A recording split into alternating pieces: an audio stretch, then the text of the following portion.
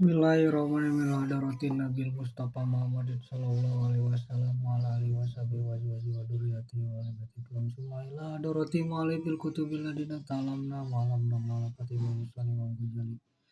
Fatihah. Bismillahirrahmanirrahim. Neraskeun kitab Hancana Ihya Ulumuddin halaman 37 jilid pertama.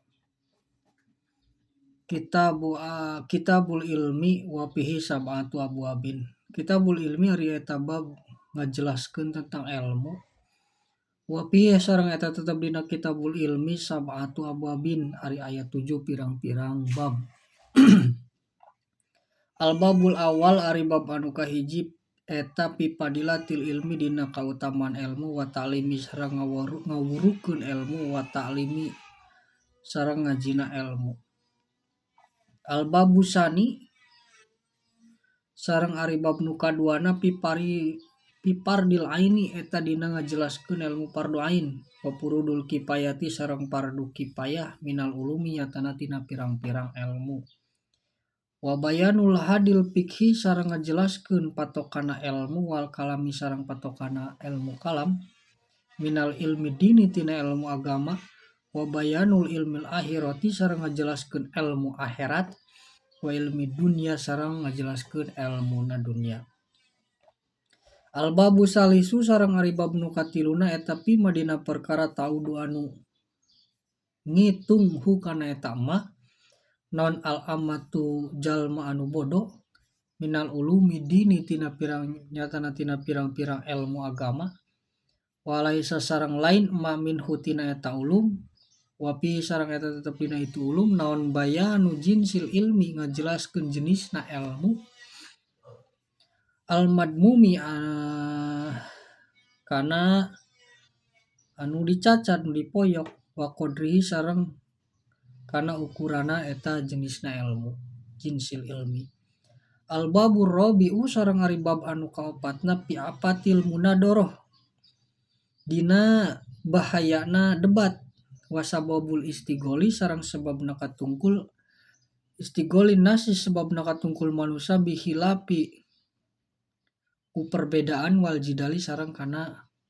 papaduan perdebatan. Al babul khamisu sareng ari bab nu kalima teh pi adabil muallim tetep dina mertelakeun tata kramana jalma anu ngajar wal muta'allim sareng jalma anu belajar. Al babu sadisu sareng ari bab nu kagenepna teh fi apatil ilmi dina ngajelaskeun bahayana ilmu wal ulama'i sareng ulama wal alamatil pariqoti sareng ngajelaskeun pirang-pirang ciri anu ngabedakeun ulama dunya antara ulama dunia wal akhirati sareng antara ulama akhirat. Al babu sabiu sareng ari bab nu ka tujuhna bil akli dina ngajelaskeun masalah akal wapadlihi sareng kautamaana eta akal wa aksami sareng bagian-bagianna akal wama sareng perkara ja anu datang eta mapi dina itu akli minal ahbari nyatana tina pirang-pirang ahbar tina hadis. Al babul awalu ari bab nu kahijina pipadil ilmi dina ngajelaskeun kautamaan ilmu wa ta'limi sareng ngawurukeun ilmu wa ta'allumi sareng ngajina ilmu wa syawahidi minan naqli sareng ngajelaskeun tina syawahid Quran jeung hadis tina ngajelaskeun minan naqli mindahkeun tina Quran jeung hadis wal aqli sareng secara akal. Fadilatul ilmi ari eta kautamaana ilmu syawahiduha ari pirang-pirang dalilna fadilah ilmu minal Qur'ani nyatana tina Qur'an eta qauluhu dauhan Gusti Allah azza wa jalla syahidallahu annahu la ilaha illa huwal malaikatu wa ulul ilmi. Syahida geus nyaksian saullah Gusti Allah taala annahu karasanya kalakuan jeung tingkah la ilaha teu aya di pangeran huari sahwa Allah wal malaikatu sareng nyaksian malaikat wa ulul ilmi sareng pirang-pirang jalma-jalma anu ahli ilmu ko iman barina anu ngadegkeun bil kisti kana keadilan pangduru mangka kudu ningali bari mikir kaipa badaa kumaha geus ngamimitian Allah subhanahu wa ta'ala binafsi kudatna Allah wasani sareng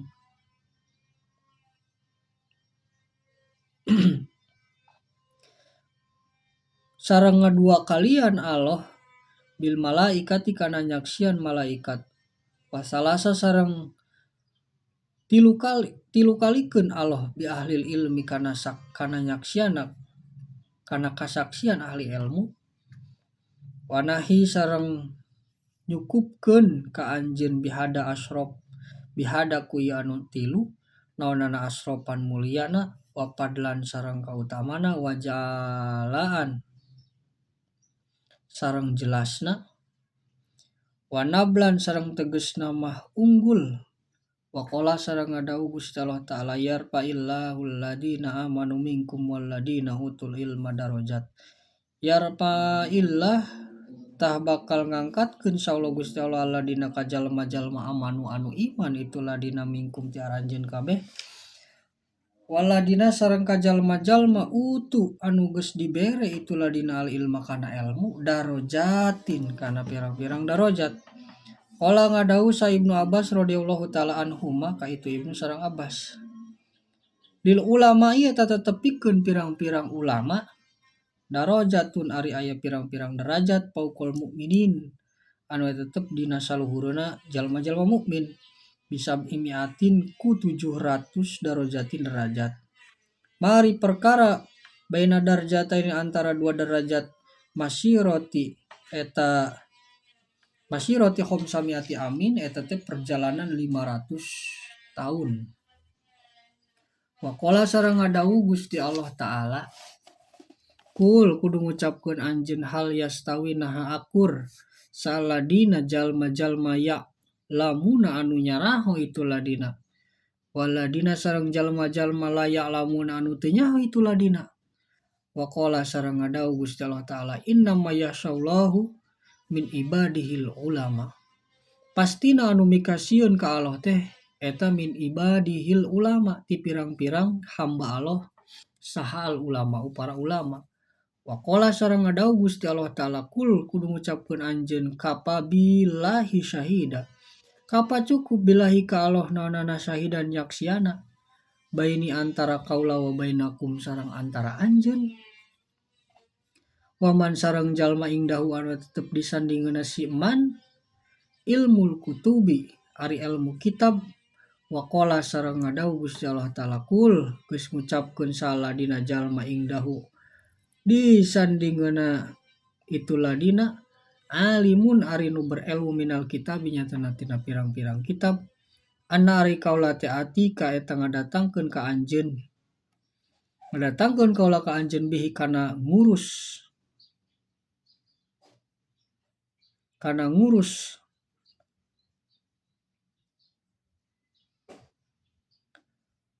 bihi kana ngurus Ratu Bilqis tanbihan kalawan ngilingan ala annahu kana sanyana itu ladi teh iktadaro eta mampu siladina bikuatil ilmi ku kekuatan ilmu wa qala sareng ngadawuh Gusti Allah azza wa jalla wa qala sareng ngadawuh ngucapkeun saladina jalma-jalma utul anu geus dibere ieu ladina al ilma kana ilmu wailakum duh cilaka aranjeun kabeh sawabullahi ari ganjaran Allah teh eta khairun leuwih alus liman pikeun jalma amanu anu aru iman itu si iman wa amila sareng ngamalkeun si iman solehan kana amal soleh bayana ngajelaskeun Allah anna adma qadrul akhirati kana sanyana keagungan ukuran akhirat yulamu eta dikanyahokeun itu admul qadrul akhirat bil ilmi dikanyahokeun ku ilmu Wa qala sareng ngadawu Gusti Allah taala watilkal amsalu nadribuha linnasi watilkal amsal sareng ari itu pirang-pirang perumpamaan nadribuha ngajadikeun kaula hak kana itu amsal linnasi pikeun manusia wama yakilu sareng teu mikirkeun hak kana itu amsal saha ilal alimuna kajaba jalma-jalma anu berilmu. Waqala sareng ngadawu Gusti Allah taala walau rodu sareng lamun ngabalikeun hu kana itu munafikin ila rasuli ka pirang-pirang utusan wa ila ulil amri sareng ka pamarentah anu nguruskeun urusan minhum ti para sahabat ta'alahum maka yakin terangan itu ulul amri Allah saladina jalma-jalma yastanbituna anu ngaluarkeun berita itu ladina hu kana ma minhum ti itu ladina roda geus ngabalikeun Allah hukmahu kana ngajelaskeun hukumna ilmu fil waqi dina pirang-pirang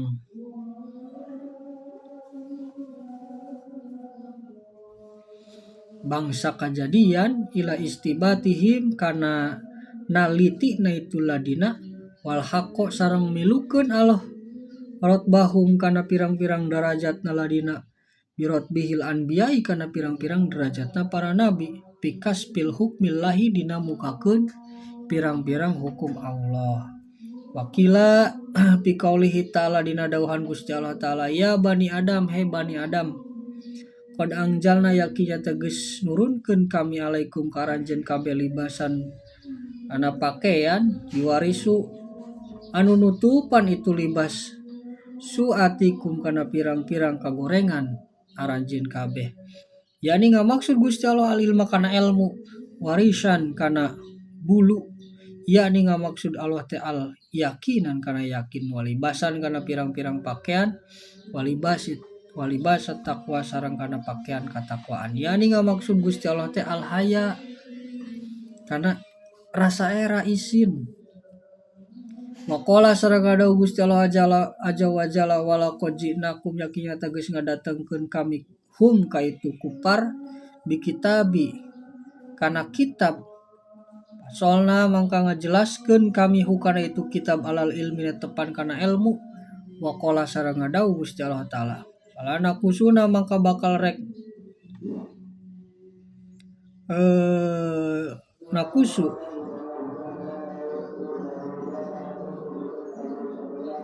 rek ngurangan kaulasanya na alaihim ka itu kupar bi ilmin kalawan ilmu waqala sareng ngadawu Gusti Allah aja wajalla balik ta'ali Quran teh wari itu Quran teh ayatun eta teh pirang-pirang ayat bayinatun anu ngajelaskeun pisuduril ladina dina pirang-pirang dadana jalma-jalma utu anu geus dibikeun ieu ladina al ilma kana ilmu waqala sareng ngadawu Gusti Allah taala khalaqal insan khalaqo nyiptakeun Allah al insan ka manusia alamahu geus ngawurukeun Allahu ka itu insan al bayana kana ngajelaskeun wa ina madakaro pastina nutur Allah dalika kana itu alamahul bayan pimaridil imtinani dina nembongkeun pirang-pirang nikmat wa amalah baru anapun pirang-pirang hadis waqala sareng ngadawu sa Rasulullah kanjeng Rasul sallallahu alaihi wasallam man ari saha jalma yuridu anu ngamaksud anu ngersakeun sa Allah Gusti Allah bihi kasih iman khairon kana kadean yuk kita tah bakal nang yuki tah nang nungtut ngarti Allahu kasih iman pidini dina agama wa yulihu sareng ngailhamkeun Allahu kasih iman rosadan kana kabenerana si iman waqala sareng ngadawu kanjeng Nabi Muhammad sallallahu alaihi wasallam al ulama'u ari pirang-pirang ulama eta warasatul anbiya pirang-pirang pewarisna para nabi Wa malumun sareng ari nu geus dikanyahokeun eta anahu saanyana kalakuan jeung tingkah larut bata teu aya derajatna eta tetep paukeun nubuwati di saluhureun kanabian wala sareng teu luhut bata syarifan kamuliaanna nabi wa uqasyara fil warasati saluhureun kamuliaan ahli waris litil karutbati karena itu derajat. Waqala sareng ngadawuh Kanjeng Nabi Muhammad sallallahu alaihi wasallam yastakbiru pangmacakeun hampura lil alimi pikeun jalma nu berilmu naon perkara pisamawati wal ardi naon makhluk pisamawati di anu tetep aya di pirang-pirang langit wal ardi sareng bumi. Wa ayu mansobin sareng martabat nu mana yajidu anu ngaleuwihan ieu mansob alaman sobiman kana martabatna jalma tastagilu nu katungkul sal malaikatu malaikat di samawati wal ard di langit jeung di bumi bil istighfari ku mangmentakeun hampura lahu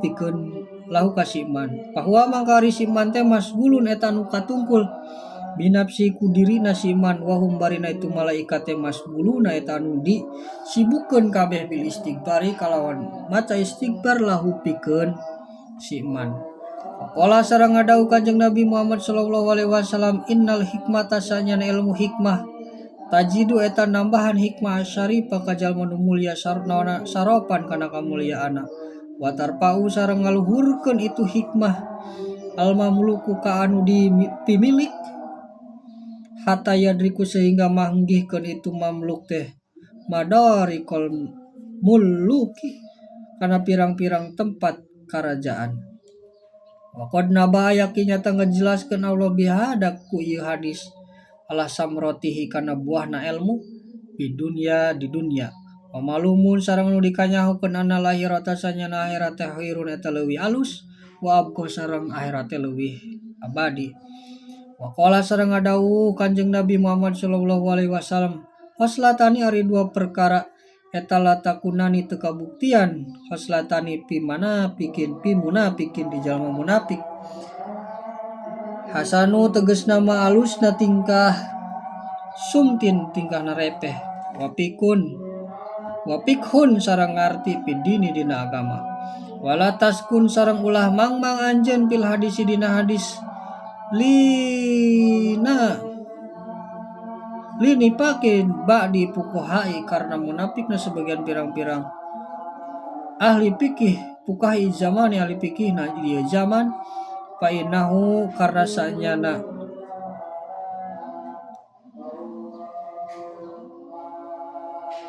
kalakuan jeung tingkah maroda teu ngamaksud pikhan tengah maksud ma'aroda tengah maksud qala bihi ko itu pikhan al pikha kana pikih ala dianut donanta anu geus nyangka anjeun kana itu ladi wasayati sareng bakal datang naon manal pikih mana pikih wa adna sareng wa adna darajatil fakihi sareng panghandapna pirang-pirang derajat ka jalma anu ngarti eta aya lamayen nyaho si pakih teh annal akhirata kana saanyana akhirat khairun eta teh leuwih alus mina dunya timbandang dunya wa hadhil marifat sareng ari ieu anu nyaho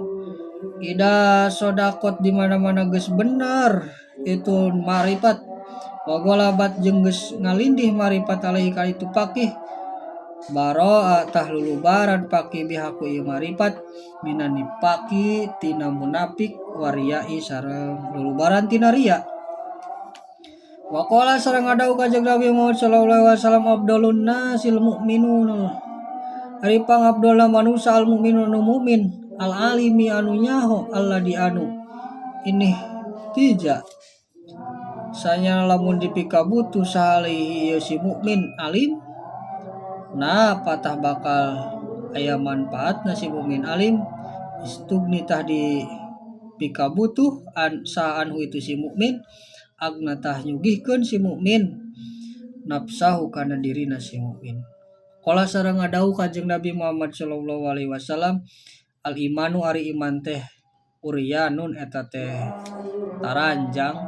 walibasu ari pakaianana itu iman eta takwa wajinatuhu sareng perhiasanana iman eta al hayau era wasamratu sareng ari buahna iman teh al ilmu eta teh nyaho. Waqala sareng ngadauh Kanjeng Nabi Muhammad sallallahu alaihi wasallam, aqrabun nasi min darjatin nubuwah, ari pangdeukeutna manusia tina derajatna kanabian eta ahlul ilmu ahli ilmi wal jihadu sareng ahli jihad, amal ahlul ilmi anapan ahli ilmu teh padalu karena geus nuduhkeun ahlul ilmu anasa ka manusia alama kana perkara jahat anu datang di kalawan eta ma sa rasulun pirang-pirang utusan wa amal ahlul jihad sareng anapan ahli jihad pajahadu tah jihad itu ahli jihad teh bi asyapihim kalawan mawa pirang-pirang pedangna itu ahli jihad alama kana perkara jahat anu datang bi kalawan eta ma sa rasulun utusan. Alhamdulillahirabbil alamin.